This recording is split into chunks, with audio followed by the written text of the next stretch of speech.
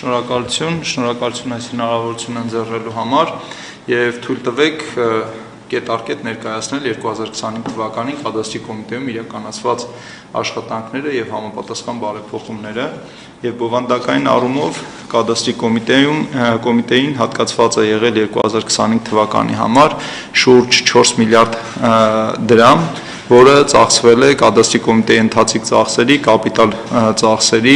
եւ համապատասխան թվայնացման օրակարգը զարգացնելու ուղղությամբ։ Եվ 2025 թվականին մատուցված ծառայությունների արդյունքում հավաքագրվել է շուրջ 8 միլիարդ 650 միլիոն դրամ, այսինքն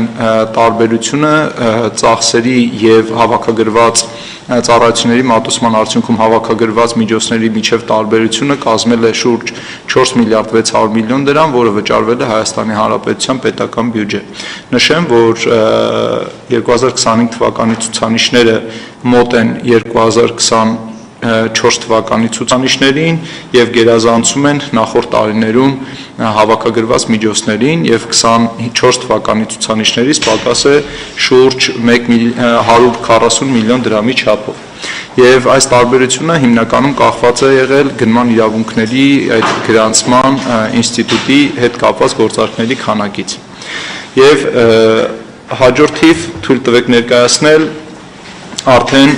կադաստրի կոմիտեում պլանավորված եւ 2025 թվականին իրականացված օրենսդրական փոփոխությունները եւ այստեղ 25 թվականի ընթացքում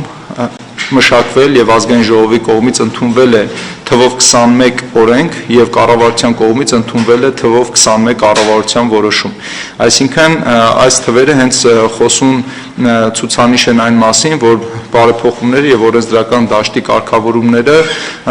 մեծ ուշադրության ներքո են եւ համապատասխան բարեփոխումների իրականացման համար նախապես ուշադրություն դարձնելով օրենսդրական կարգավորումներին մենք փորձում ենք ավելի կիրառական դարձնել այն բոլոր թվային գործիքների ներդրումը, որ մենք պլանավորում եւ իրականացնում ենք։ Եվ թույլ տվեք